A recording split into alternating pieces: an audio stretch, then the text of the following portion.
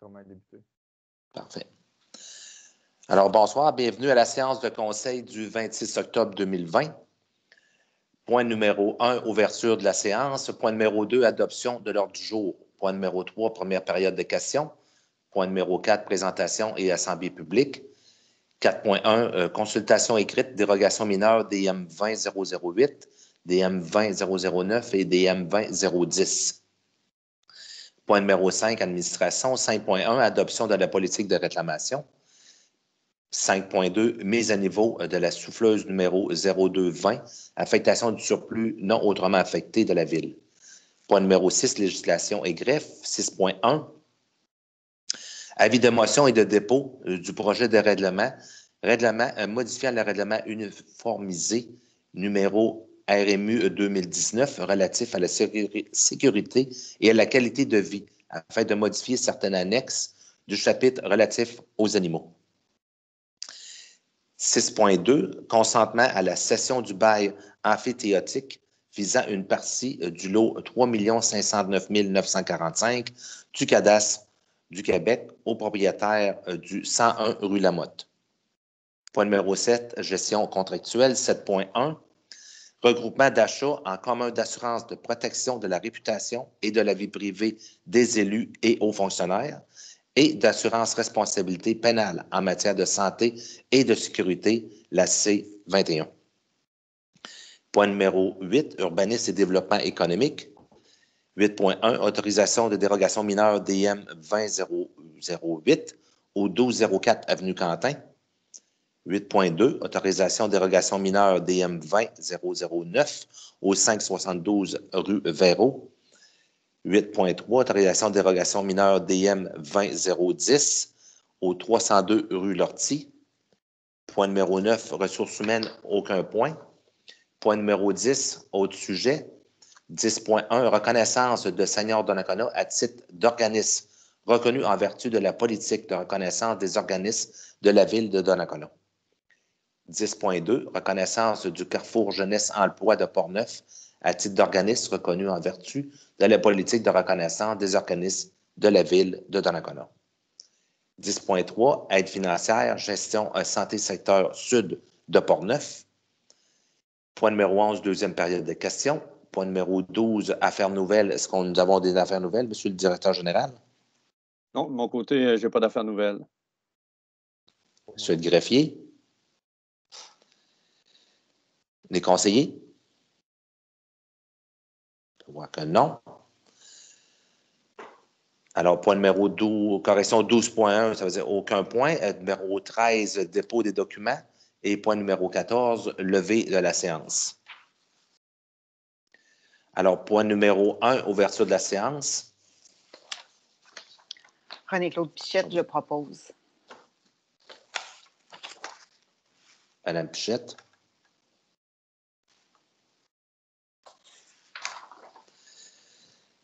Point numéro 2, adoption de l'ordre du jour. Un proposeur.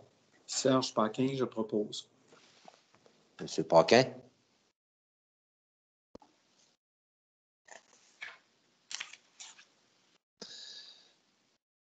Point numéro 3, première période de questions. Tu nous as, monsieur le directeur général. Oui, donc, communément, là, comme les pratiques qu'on a mis en place depuis plusieurs mois, on a reçu une question venant de M. Jean-Guy Barbeau, qui réside sur la route 138 à Donnacona. Donc, sa question est, lors de la dernière séance du Conseil, il a été mentionné en lien avec les travaux de la nouvelle vocation de la Caisse populaire de Les Écureuils. Donc, 3 questions. La première, quelle est l'ampleur des travaux? La question numéro 2, quelle sera la nouvelle vocation de l'édifice? Et la question numéro 3, avez-vous un nouveau nom en vue pour l'édifice?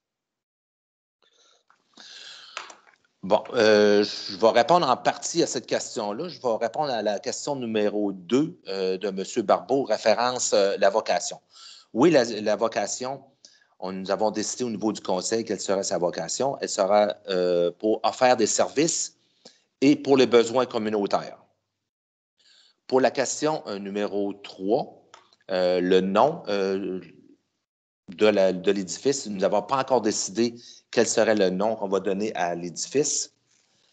Et puis, pour la question numéro 1, pour les coûts pour la rénovation, Monsieur le directeur général, je vais vous laisser de ce côté-là répondre à la question. Je sais que nous avons déjà un plan d'établi. Je sais que la toiture est à refaire, puis il y avait autre chose, mais ça, je vais vous laisser détailler, Monsieur Barbeau, sur cette question-là. Oui, donc merci bien, M. le maire. Peut-être juste en complément, en lien avec le nom, la seule obligation, effectivement, il n'y a pas encore de noms qui ont été trouvés, mais la seule obligation qu'on a, et ça, c'est en lien avec la transaction qui a eu lieu avec la Caisse Desjardins du Centre de Portneuf, c'est d'avoir le nom, les mots « les écureuils » dans le nom qui sera accordé au futur bâtiment. Donc, c'est la seule obligation, mais il n'y a pas encore de nom, effectivement, de trouver.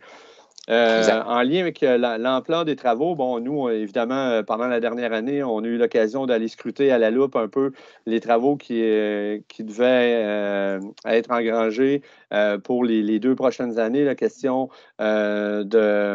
avec la nouvelle vocation, de pouvoir faire les transformations nécessaires à l'intérieur et de retirer le matériel. On évalue sommairement, là, sur une période de 2 ans, avoir à mettre à peu près 25 000 et ça inclut à peu près un 6 000 pour la toiture qui est à refaire.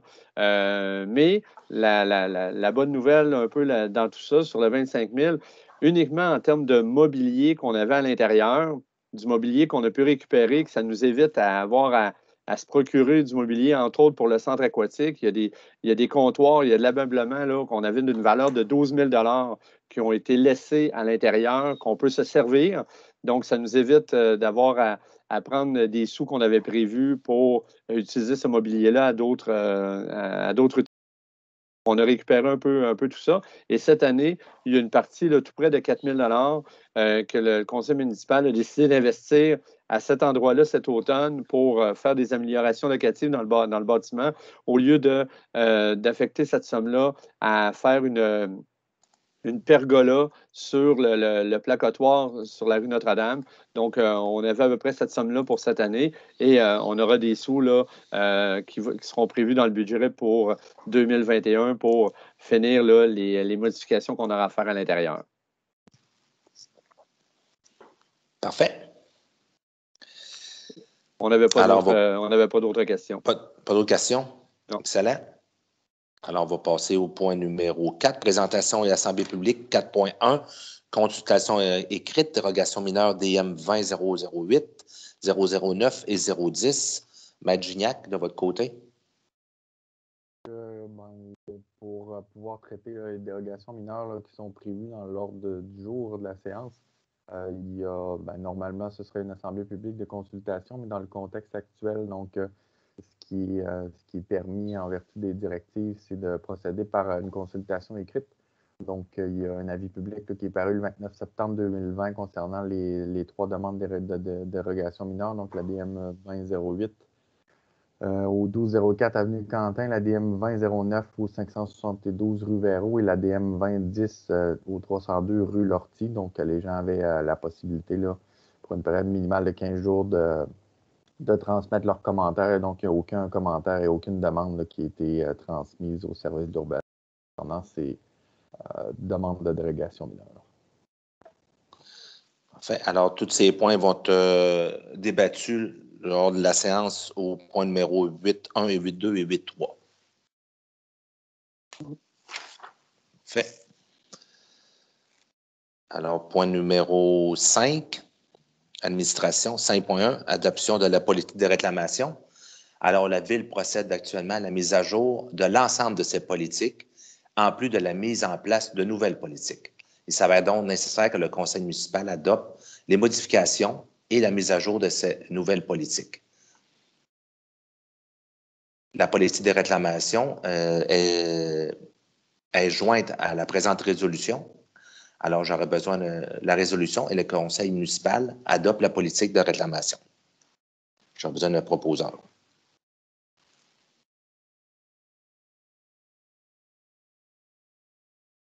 Jean-Pierre Pagé propose. Monsieur Pagé, merci. Est-ce qu'il y en a qui sont contre? Non.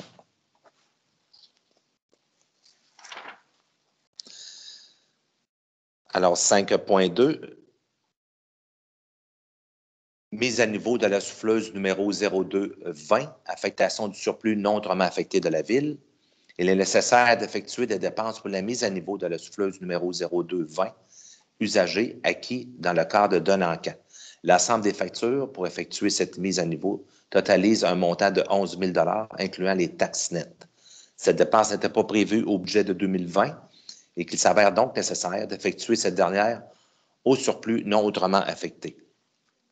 La résolution est d'autoriser cette dépense générale associée à plusieurs factures d'un montant de 11 000 $, incluant les taxes nettes pour la mise à niveau de la souffleuse 0220, et d'autoriser ces dépenses à même le surplus non autrement affecté de la ville. J'ai besoin d'un proposeur. Sylvie Lambert, je propose. Madame Lambert. Est-ce qu'il y en a qui sont contre? Non? OK. Ça va être pour ça. Ceci conclut les points numéro 5. Alors, point numéro 6, législation et greffe. 6.1, consentement à la correction. 6.1, avis de motion et de dépôt du projet de règlement. Règlement modifiant le règlement uniformisé numéro RMU 2019 relatif à la sécurité et à la qualité de vie afin de modifier certaines annexes du chapitre relatif aux animaux. Monsieur Maître Gignac. Donc, suivant là, la conclusion par la Ville d'entente avec la SPA et l'adoption par le Conseil du règlement sur le contrôle animalier, le V587, donc il était nécessaire d'ajuster les annexes, certaines annexes en fait du règlement RMU 2019 là, qui concernent les animaux. Donc, c'est le projet de règlement là, qui est prévu dont vous aviez une copie là, dans vos documents. Donc, comme tout règlement doit être précédé d'un avis de motion et d'un dépôt de projet. Donc, c'est la première étape là, en vue de l'adoption de ce règlement-là. Parfait. Alors, j'aurai besoin d'un proposeur. Francis Bellemare, je propose. Monsieur Bellemare, merci. Est-ce qu'il y en a qui sont contre? Merci.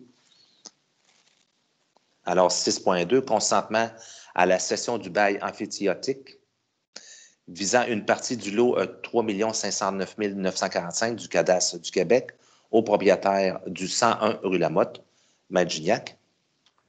Donc, c'est en fait un bail amphithéotique là, qui a été conclu en 1986 avec le propriétaire du 101 rue Lamotte. Donc, derrière le 101 rue Lamotte, il y a des installations de la ville, un poste de surpression de mémoire. Là. Il y a des installations liées au réseau. Il y a un bail qui a été conclu, là, qui a été modifié par la suite, mais qui permet en fait au propriétaire du 101 rue Lamotte d'occuper une partie de l'espace de ce terrain-là qui n'est pas utilisé par la ville, évidemment. Les installations sont vraiment au coin, là, en haut du talus. Donc, au fil du temps, en fait, le bail prévoit que le propriétaire, lorsqu'il le cède, donc évidemment, quand le 101 rue Lamotte change de propriétaire, il y a un consentement qui est requis par la ville, pardon. Donc, là, au fil du temps, il y a eu quelques transferts de propriété. Donc, on a été interpellé là, par le propriétaire actuel qui souhaite se départir de sa propriété. Donc, la résolution là, est que la Ville autorise la cession du bail amphithéotique là, concernant la partie du lot 3 509 945 qui est à l'éventuel acquéreur là, du 101 rue Lamotte de m'autoriser, là, si c'est nécessaire, à signer les documents nécessaires pour cette cession. Merci. Alors oui, Dany Blais, je propose. Madame Blais, merci. Est-ce qu'il y en a qui sont contre?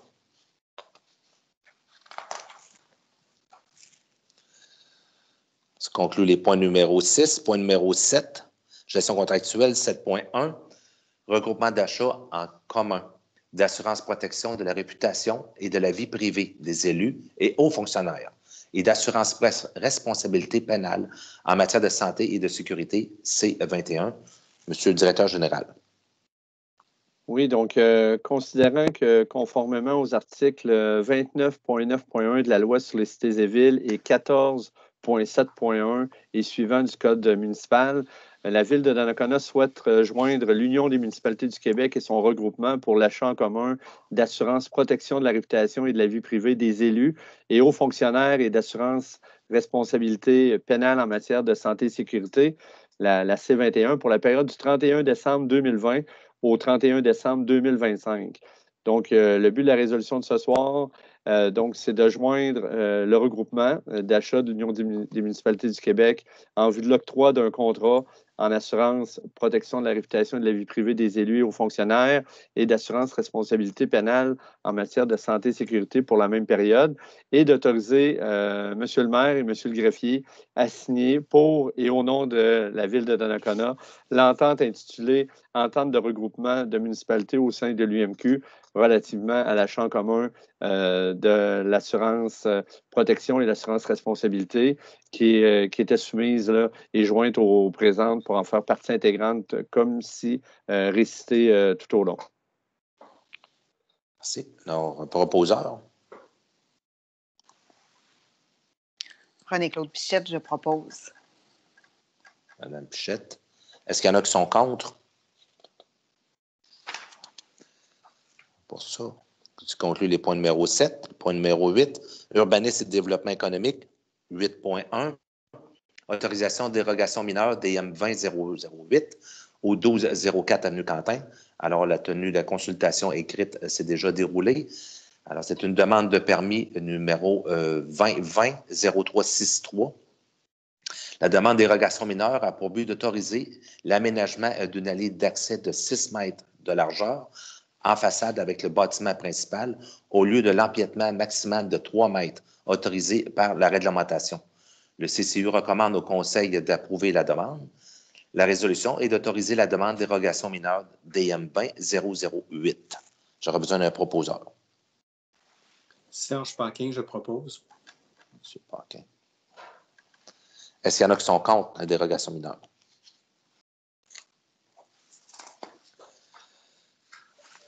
Alors, 8.2. Autorisation de dérogation mineure DM 20009 au 572 rue Véro. Demande de permis numéro 2020-0364. La demande de dérogation mineure DM 20009 vise à rendre conforme l'installation d'une piscine hors terre de 5,49 mètres de diamètre située à 0,69 mètres du bâtiment principal au lieu du 1,5 mètres comme prescrit. Le CCU recommande au Conseil d'approuver la demande et la résolution est d'autoriser la dérogation mineure DM 20009. Un proposeur. Jean-Pierre Pagé propose. M. Pagé, est-ce qu'il y en a qui sont contre?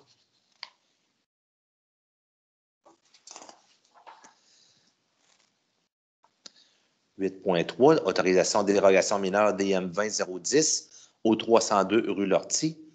Demande de permis numéro 2020-0393. La demande de dérogation mineure DM 20010 vise à l'autorisation de construction d'une pergola d'une superficie de 22,33 mètres carrés, alors que la superficie maximale autorisée pour un bâtiment d'agrément est de 20 mètres carrés pour les terrains d'une superficie inférieure à 1500 mètres carrés.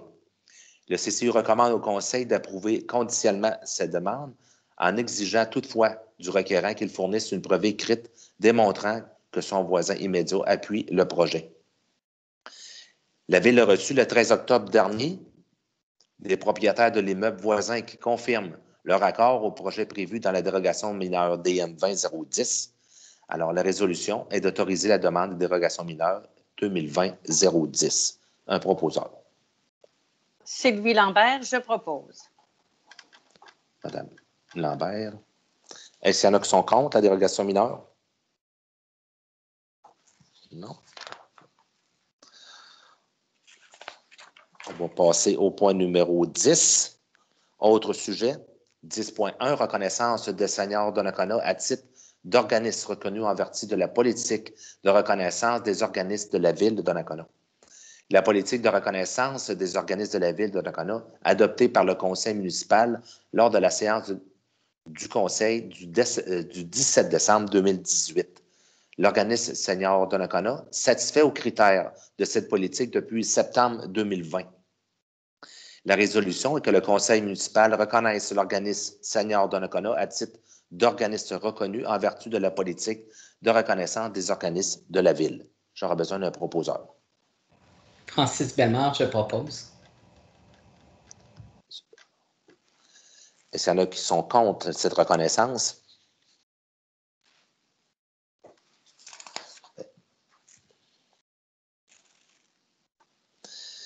Alors, 10.2, reconnaissance du Carrefour Jeunesse Emploi de Portneuf à titre d'organisme reconnu en vertu de la politique de reconnaissance des organismes de la Ville de Donnacona.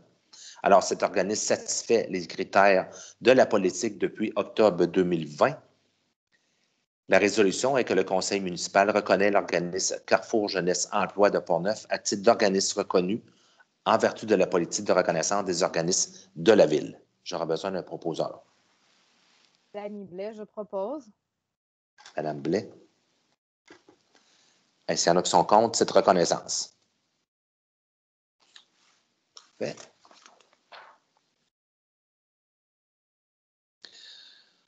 Point numéro 10.3, aide financière, gestion santé sud de Portneuf. L'organisme de gestion santé, secteur sud, qui administrait auparavant la clinique médicale, procède actuellement aux opérations de fermeture et de liquidation de l'organisme. Cette aide financière a pour but d'aider et à compléter ces opérations de fermeture et de liquidation. Le Conseil municipal juge approprié de verser cette aide financière. La résolution est de verser une aide financière de 8 100 $ à l'organisation Gestion Santé Secteur Sud de Portneuf afin de lui permettre de compléter ses opérations de fermeture et de liquidation et d'autoriser cette dépense à même le poste budgétaire. J'aurai besoin d'un proposeur. René-Claude Pichette, je propose. Madame Pichette. Est-ce qu'il y en a qui sont contre? Est-ce que vous avez besoin d'ajouter, Monsieur le directeur général, sur ce point?